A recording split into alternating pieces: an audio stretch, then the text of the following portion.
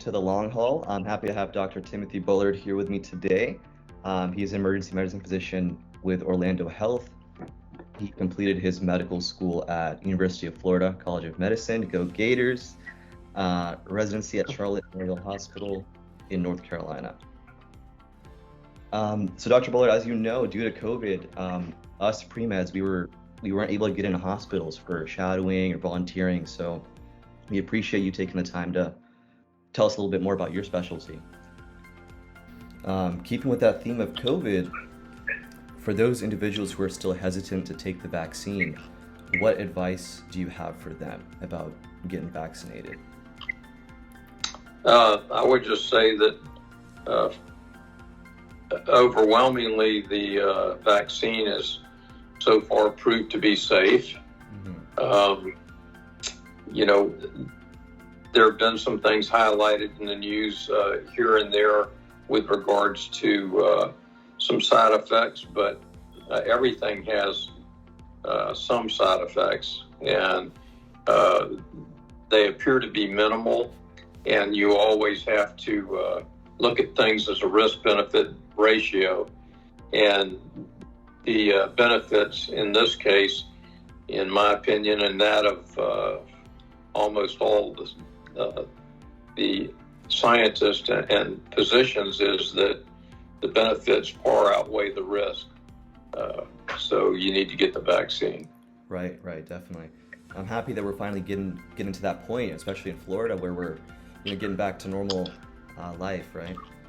So, yeah. Happy about that. If you could tell us, so what is emergency medicine as a specialty?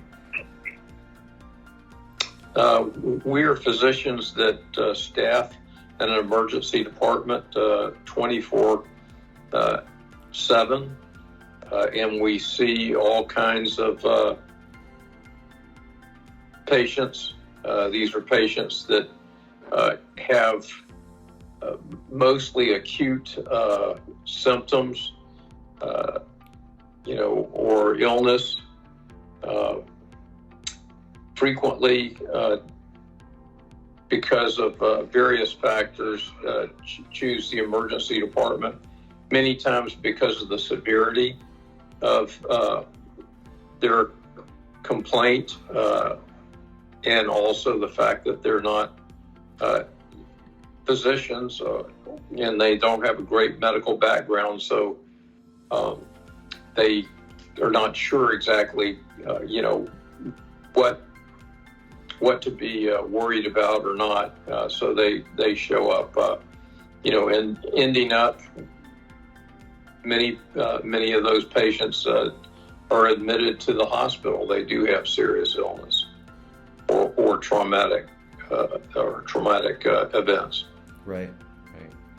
And how many years of training does it take to become an EM physician? Starting from 3 years of residency is standard. Then there are fellowships that give you more specialty. For instance, in ultrasound or EMS systems, there are a lot of different fellowships that can give you additional training. Gotcha. And are these pretty common among EM physicians to go into fellowships? Yes, it's fairly common. I would say probably 25 to 30% of our graduates end up doing a fellowship. Okay, got it. And so as an EM physician, I'm sure you have a lot of fun stories. Is there anything in particular, could be like during residency or maybe something you saw last week, kind of a little exciting story, or a patient that came in with something? Well, somebody was just asking me that earlier. I think for the most part, you remember some of the traumatic injuries more than other things. Right. I was called in the night of the Pulse incident in Orlando, and I just remember the volume of patients that were in the department and the seriousness of the injuries they had. was and how everybody worked together to organize things, because again, there was no time to prepare. Right, yeah, I'm sure it must have been really chaotic. I actually watched the interviews after the Pulse with all the trauma surgeons and everything. So I assume you were at RMC, right? Yeah. Okay, and why did you choose to specialize in EM? What was the appeal to you when you were choosing a specialty? I liked seeing a variety of things, and I liked to do procedures, but I did not necessarily want to be a surgeon, and that be all that I did. So this was emergency medicine was a nice mix in terms of that. A lot of patients that are just have medical problems, and they're cognitive, and then there are those that have problems that require procedures as well. Right. Yeah. No. That's a lot of the appeal to me as well. Because sometimes surgery, like, I feel might be too intense for me, but I definitely want something procedural. So, out of your patients, what percent would you say are procedure based when they come in to see you? Probably that come in specifically with something. I'd say probably 15%, maybe. Okay. 20%. Right. And those things range from lacerations and abscesses that need to be drained to trauma patients that may need, intubation or, big lines, IVs put in, or chest tubes, a number of things. Gotcha. What would you say is the most rewarding part of your job? I think the most rewarding thing is being able to see a patient and after evaluating them, be able to give them, the best thing is when you can give them good news and allay their fears.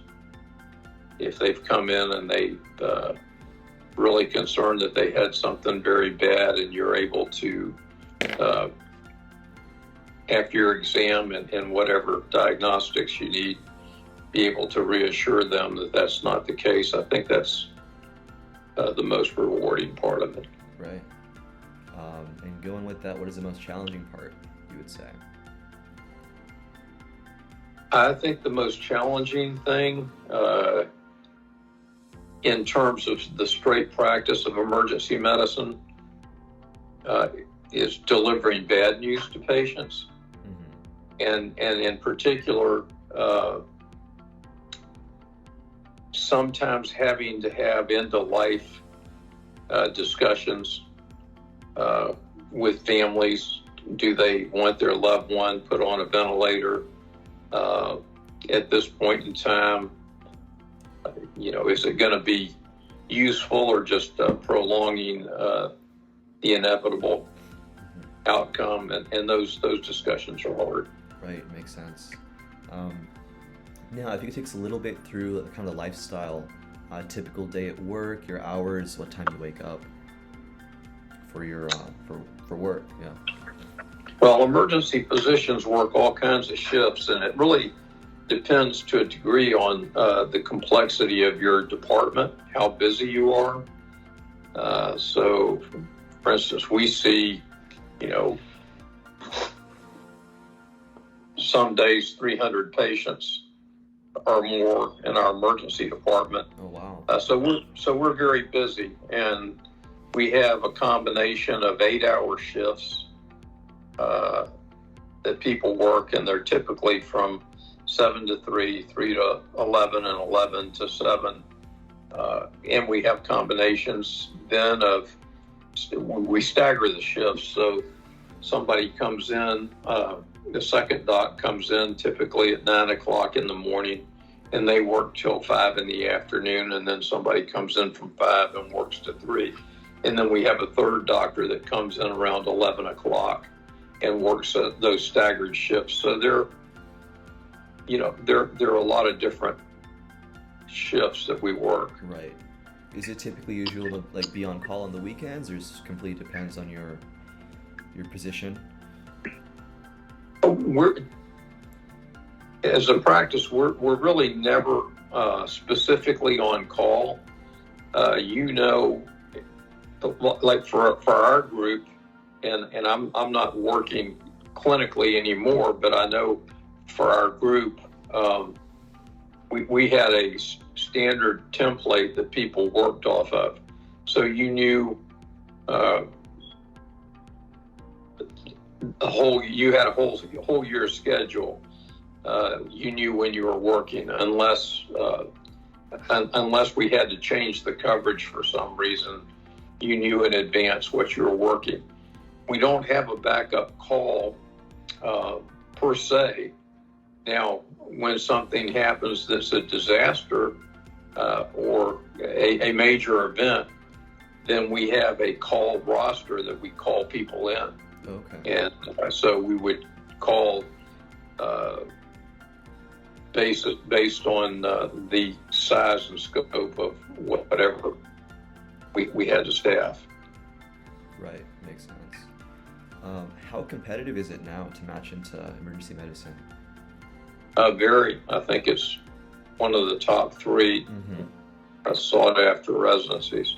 Yeah, I think there's like an acronym. It's called EROAD. So it's emergency medicine, radiology, ophthalmology, anesthesiology, and derm are some of the most competitive, which is what I've heard.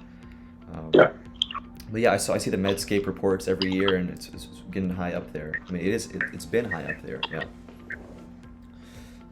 And what advice do you have for people studying to be a EM physician, or just a physician in general?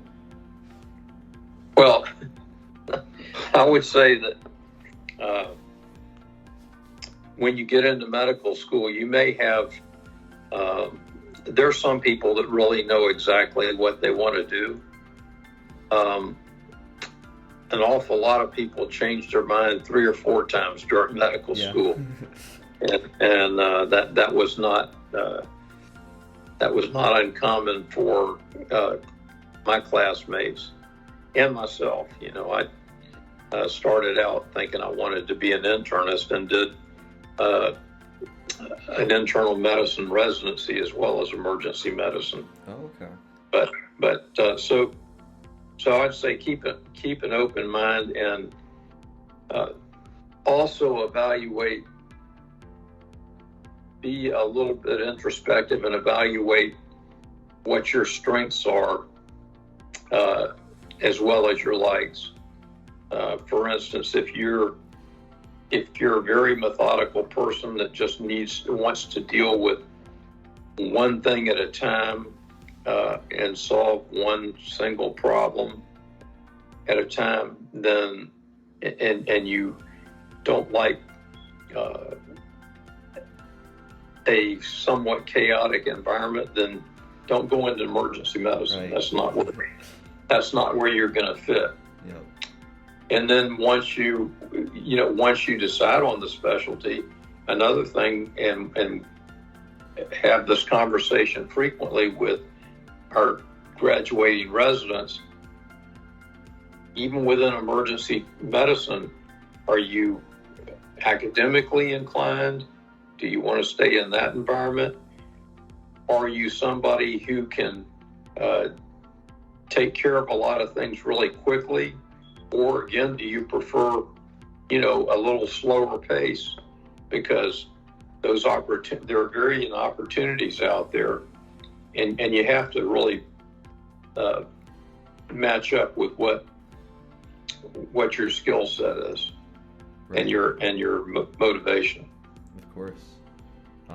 If you had the option to go back in time and change your specialty, or change your specialty, would you? Or are you satisfied, or are you happy with emergency medicine?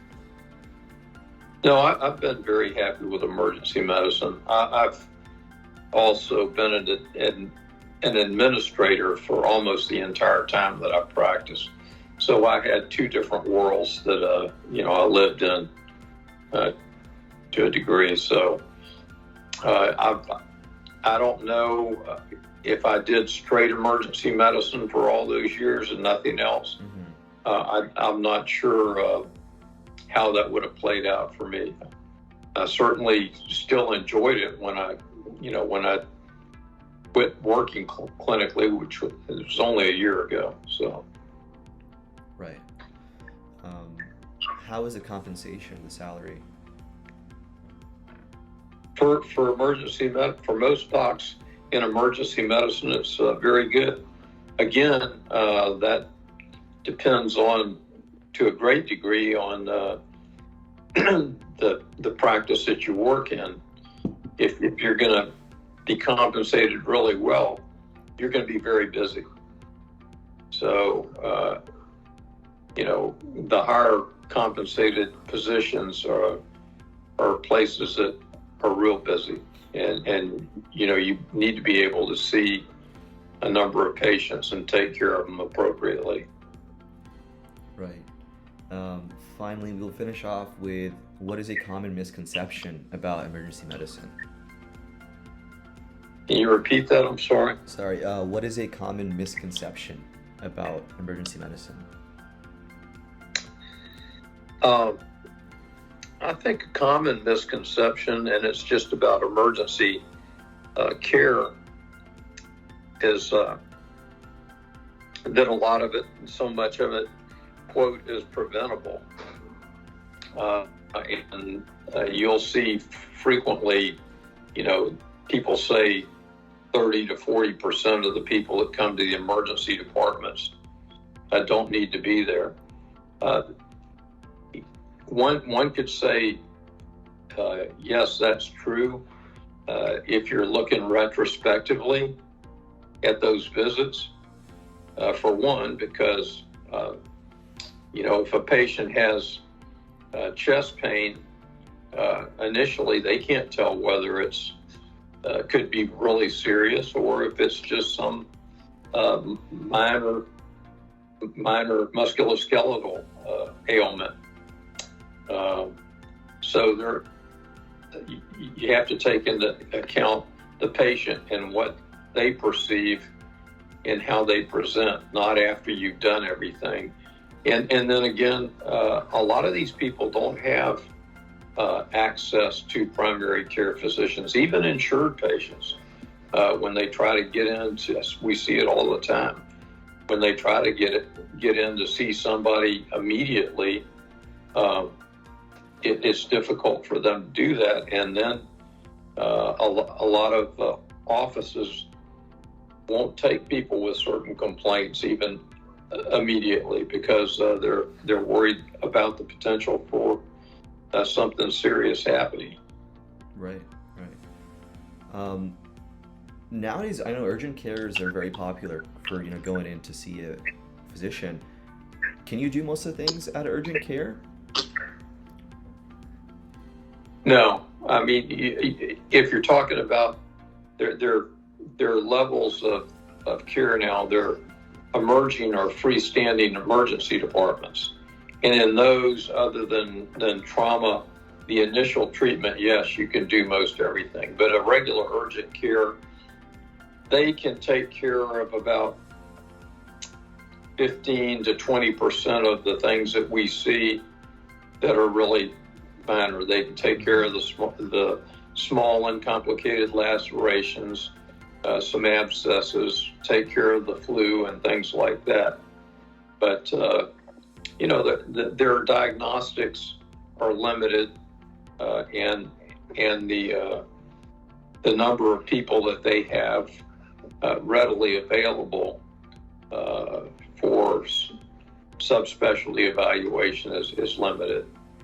Right, makes sense. So Dr. Bullard, great talking to you. Appreciate you taking the time to talk to us and give us a little bit more about EM. So thank you for that. Okay, stay safe, and hope in the end you choose emergency medicine, but very be exciting, honest exciting and specialty. Take a good look at it. Absolutely. All right. Take care, Dr. Bullard. Take care. Bye.